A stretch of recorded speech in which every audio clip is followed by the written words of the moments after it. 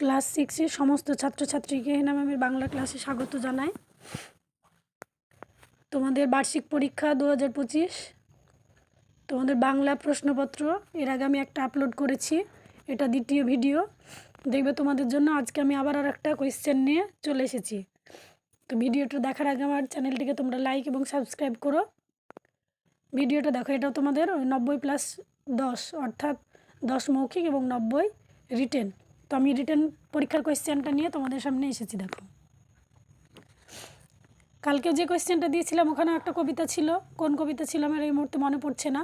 তো এখানে বাঘ কবিতাটা আছে, তোমরা বাঘ ছাড়াও যে কবিতাগুলো আছে সেগুলো সবই মুখস্থ করতে বলেছিলাম, সবগুলোই মুখস্থ করবে।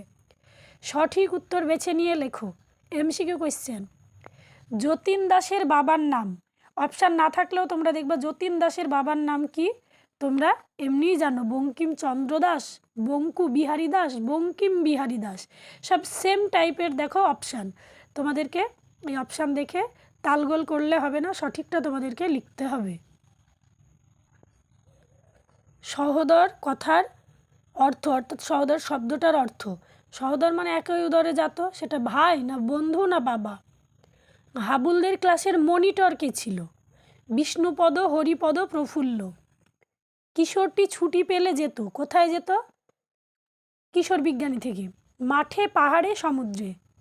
ম্যাচটি যার বুদ্ধিতে ড্র হয়েছিল সে হলো ননিদা, মোনাদা, বিষ্টু। এক কথায় উত্তর দাও, অর্থাৎ পূর্ণ বাক্যে উত্তর দিতে হবে। এক কথায় মানে শুধু ওই শব্দটা রেখে দিলে হবে না।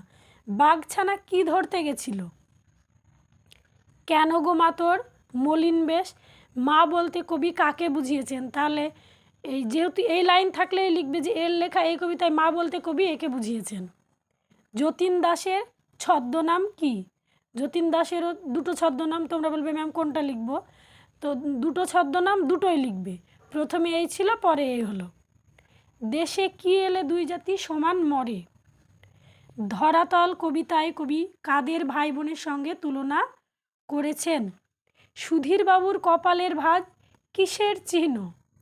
কিশোর বিজ্ঞানী কবিতাটি কার লেখা? প্রতিটা কবিতা কার লেখা এবং গল্প কার লেখা, এগুলো তোমাদেরকে মাথায় রাখতে হবে। ননিদার নেতৃত্বে ক্রিকেট ম্যাচটি কোন বারে লেখা হয়েছিল না খেলা হয়েছিল? হযবরলা কার লেখা? তোমাদের যে হযবরলা একটা সহায়ক বই আছে সেটা কার লেখা? আমার চোখের ব্যারাম আছে কথাটি কে বলেছিল? শূন্যস্থান পূরণ। দেখো, এই কোয়েশ্চেনটা কালকের কোয়েশ্চেনও ছিল। ড্যাশ এ খেলায় ক্যাপ্টেন ছিল, বা এইরকমও থাকতে পারে মোনাদা এ খেলায় ড্যাশ ছিলেন, তাহলে ক্যাপ্টেন ছিলেন। ঝিনুক তো নয় ড্যাশ রতন, ঝিনুক তো নয় বিদ্যারতন, এটা কবিতার লাইন। নীল মলাটে ড্যাশ ছবি ছাপা, গল্পের কোয়েশ্চেন, অনেক বড় গল্প। এবার তোমাদের মনে হবে যে কোন লাইন থেকে তুলে দিয়েছে।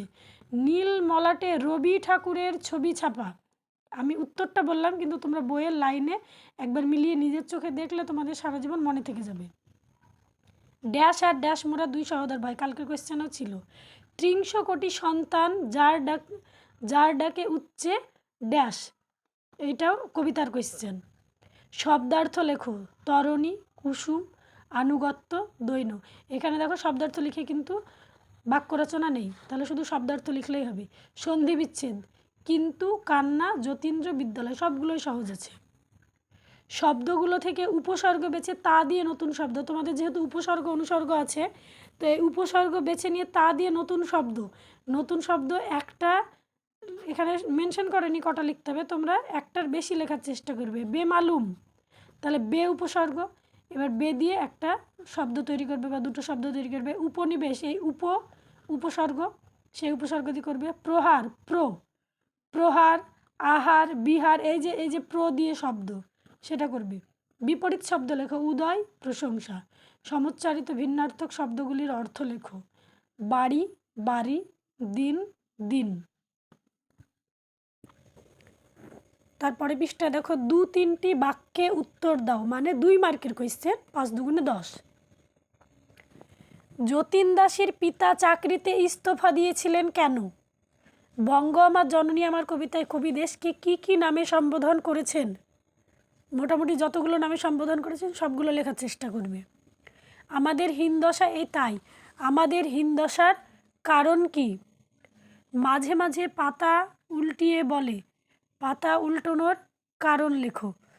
ওই যে ও রচনা বলেছিল মাঝে মাঝে পাতা উল্টিয়ে পাতা উল্টানোর কারণটা বলতে হবে। বৃদ্ধ এখন শুধায় লোকে, কে এখন বৃদ্ধ? লোকে তাকে কি জিজ্ঞাসা করে? কিশোর বিজ্ঞানী থেকে। তারপরে দেখো 3 মার্কের কোয়েশ্চেন 10টা।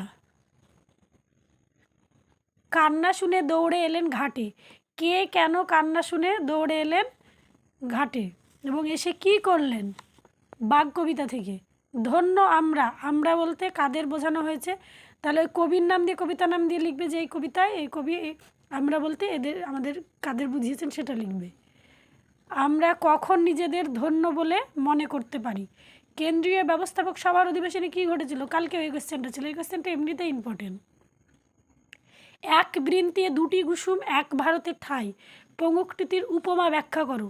উপমা কিভাবে ব্যাখ্যা করবে? উপমা ব্যাখ্যা মানেই তোমাদেরকে লাইনটার উৎস আর লাইনটার ব্যাখ্যা মানে লাইনটার মানেটা কি বলতে চেয়েছে, কবিতায় কি বলতে চেয়েছে, এই 3টে বিষয় লিখতে হবে 3বার প্যারা চেঞ্জ করে। মনে হয় সব নিয়ে এ ধরনই ভালো, কখন পৃথিবীকে মনে হয় ভালো মনে হয়, এরকম মনে হবার কারণ কি? তবে রচনায় সাহিত্যিক মূল্য আসবে। সুধীরবাবুর মতে কিভাবে রচনায় সাহিত্যিক মূল্যে অনন্য হয়ে ওঠে? মন লাগে না খেলায়, কার খেলায় মন লাগে না? কিশোরেরা সাধারণত কোন কোন ধরনের খেলাধুলা করে থাকে তার পরিবর্তে ছড়ার কৃষকটি কি পছন্দ করতেন? চটপট মঞ্জুর হয়ে গেল কোন আবেদন? ওই যে আলোর অভাবের আবেদনটা। এমন আবেদনের কারণ কি আর আবেদনটা কে করেছিল? বাক্য নির্মাণের 3টে শর্ত কি কি উদাহরণ যোগে ব্যাখ্যা করতে হবে। 3টে শর্তই কাকে বলে? প্রতিটা শর্ত ওই বাক্য উদাহরণ লিখে তারপর লিখতে হবে। কাকেশ্বর কুচকুচে কোথায় থাকে তার পরিচয় কি? তোমার জন্মদিন কিভাবে কাটিয়েছো দিনলিপি অর্থাৎ ডায়েরি। এইখানে দেখো একটা